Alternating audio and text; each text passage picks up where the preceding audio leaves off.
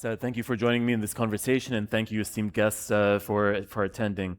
As Georgia said, this is a very interesting conversation to get insight. So we have 15 minutes. I will get right to it to learn as much as we can. So, if you had to make one important move with Mubadala at the moment, can you describe what is the most important move that Mubadala is making right now to strengthen Abu Dhabi's position, and if there's anywhere that serves as a gap that still needs to be closed? Sure. First of all, thank you very much for inviting me. Welcome to our guests today.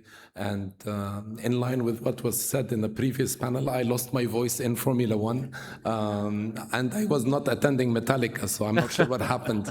The question is very relevant, actually. Today, if we look at the global economy, there is some movers and some catalysts that are actually helping the world economy to continue to prosper and evolve as we go. Today, as we speak, and maybe I'm a little bit biased, but I think infrastructure in general is a very, very critical component to the world economy. Mubadala is a firm believer in investing further and further in in infrastructure, and we will continue to do so for the foreseeable future. The market has seen tremendous growth. The market has seen a lot of GPs and private equity infrastructure funds doing a lot of work. We've seen these GPs grow. We've seen those GPs evolve and the industry evolving accordingly. Plus, us as investors and as sovereign wealth funds, we are also evolving, we are also growing, and we're gonna make sure that we take a piece of the cake, i.e. infrastructure, and help evolve everything going forward. And the UAE, of course, with all of its ecosystem, is part of that game as we go forward. And do you see anything in particular, for example, with investing in infrastructure to attract capital and such? Do you see like a particular move that you'll be working on for 2026, for example, to say this is our priority? From a Mubadala perspective? Correct. Yeah. So look, again, as I said, in the infrastructure side, we have been working on this for some time, and we've just bucketed everything in 6 buckets. And this is no ranking order. But infrastructure for us is technically energy transition, which would include renewables and net zero initiatives, digital infrastructure, and technically being pushed by data centers and the AI requirements as we go forward. Transport will continue to be a very important aspect of infrastructure. Power and utilities, again, a very relevant point of discussion and a subsector, mainly to continue driving the digitization of the world. And as the world continues, not only from a data center perspective, don't forget that we also need to power grids, we need to power facilities. The middle class around the world is growing. We continue to evolve as a human race, and we're like 8-point-something billion people, and that's going to continue to grow. We see also the infrastructure envelope expanding in definition. So today, for example, in Mubadala, we have something called industrial infrastructure, where we actually invest in industries that their revenue stream and their resources are technically have infrastructure characteristics, and hence we help with the industrialization of certain economies as we go forward. That's interesting. Can you give an example of that? I mean, what that actually looks like? So, for example, we've invested with one of our partners in a urea plant in Australia. Now, somebody would say, well, the underlying asset, urea plant, what does that have to do with infrastructure? But if you look at it from a different perspective, high barriers to entry, critical product or critical produce for food security. We have an offtake of 20 years, and we have a gas, incoming that is also contracted for 20 years. So if you look at it as an overall value chain, it is actually like a tolling kind of system, and it's very limited. It is very critical for any economy to have some kind of food security. And urea, as we know today, is something that is very, very. It's a critical component for any agricultural community. Well, definitely. And I think that's a really critical point, because with all of the hype around AI, of course, it's valid, but the idea is, what are the back-end infrastructure supportive aspects that people are neglecting? And that's how a lot of companies, there were reports, recently saying that companies are using AI wrong and also investments are being done wrong. So with talking about AI, you mentioned energy, which has been mentioned at ADIPEC already. Power is knowledge. The reverse of knowledge is power. It's showing the importance of energy to be able to do all the things we're talking about around AI. So with Mubadala, how is it looking to invest in AI and in data centers and such, and what is the right approach to do that? Sure. So as you might already know, we have two components of data centers. One of them is the cloud computing, which is technically your day-to-day storage, your day-to-day search engines, and so on and so forth. And then we have this AI thing that is actually growing so quickly and gaining a lot of momentum and airtime from everybody. So if you look at that component, this is something that is going to continue to grow. I mean, there is no limit for it at this point in time. All we see is that there is more and more demand coming in from hyperscalers, wanting data storage, wanting capacity to be able to function and to be able to generate that income. For us at Mubadala, as some of the people that review Mubadala and what it does, we've created MGX, which is a subsidiary or an affiliate that actually focuses on investing in AI. Within Mubadala, we will continue to support the digitization of the world. We will continue to support it not only from a data center perspective, also from a fiber optics perspective, telecom towers from time to time, telcos if the right opportunity presents itself. So we're very much indulged into that particular segment of the infrastructure universe, as mentioned earlier. Mm-hmm. And we're seeing also that geopolitics is reshaping global supply chains. And I wanted to know, from your perspective, which regions are becoming more attractive and which ones are becoming less attractive as a result of what we're seeing on the global stage? So, as everybody would expect, the U.S. continues to take a decent chunk of investment from a global perspective. We see Asia that is actually growing and growing at a accelerating pace.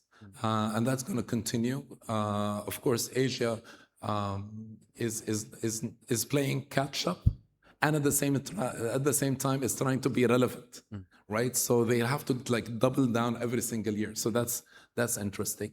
On the European front, we see that there is a little bit of a not a slowdown, but it is slower than the other geographies.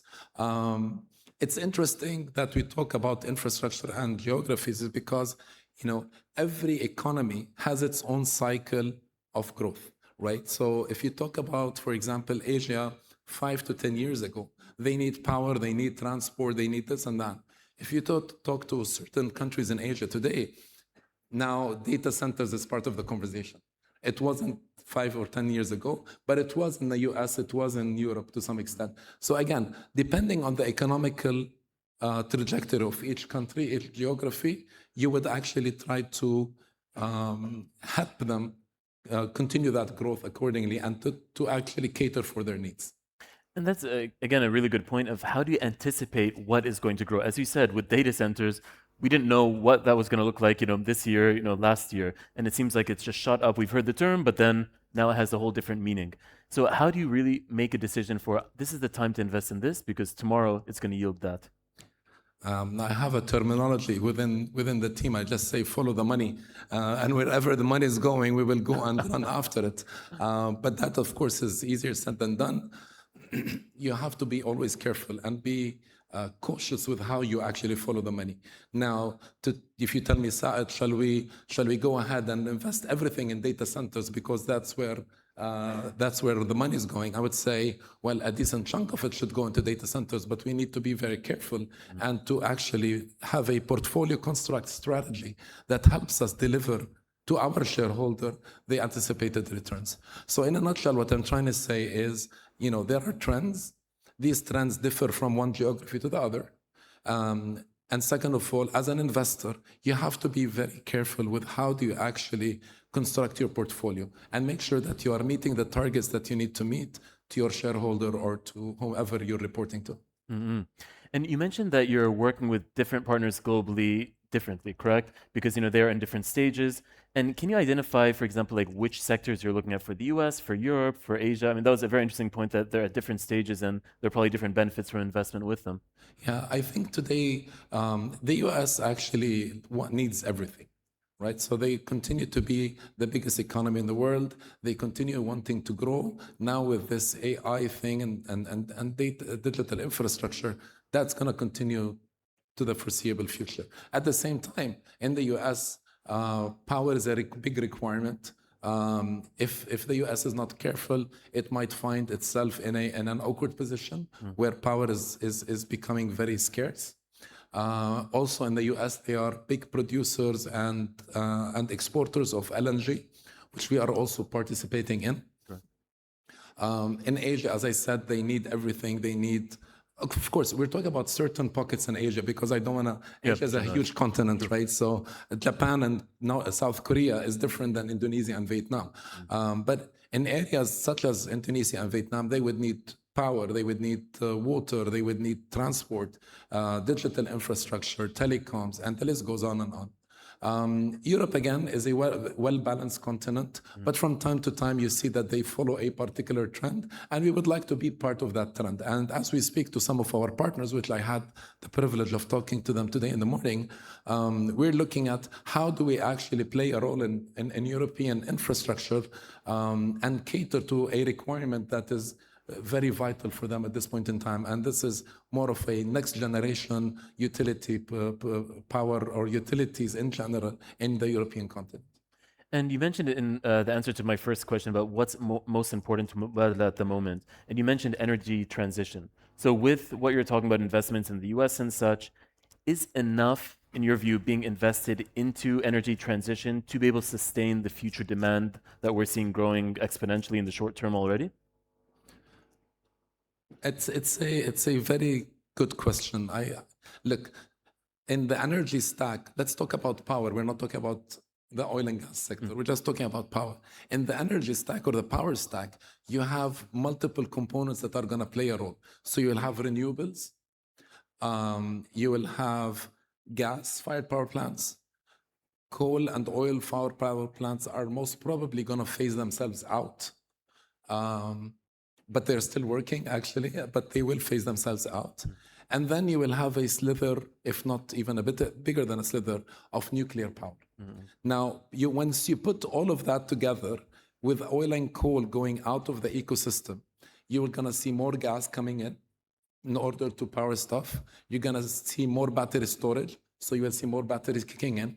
And we will have a totally different energy stack or a power stack from what we had 10 years ago to what we're going to have 10 years down the line. So it's a game that everybody's playing and everybody's trying to catch up.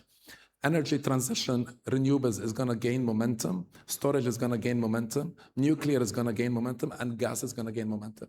Literally, we're doing that, or the globe is doing that, is just because the demand from the globe is much higher. All of a sudden, correct. Exactly. And then you go back to say, okay, but how do we actually meet our net zero initiatives? And of course, everybody has their own net zero targets at this point in time in terms of date or in terms of something. But we all work towards that end goal, i.e., people are looking for their net zero targets within certain time frames. But this is the new stack of power that's coming into the ecosystem as we go forward. Definitely, being an early investor will make you an early mover when the time actually comes. And usually, by the time when that time comes, it's usually too late to just start. So, again, thank you so much. We're out of time, but this is very insightful. I have so many more questions for you, but yeah, really informative. Thank you so much. Perfect. Thank you, guys. Thank you very much.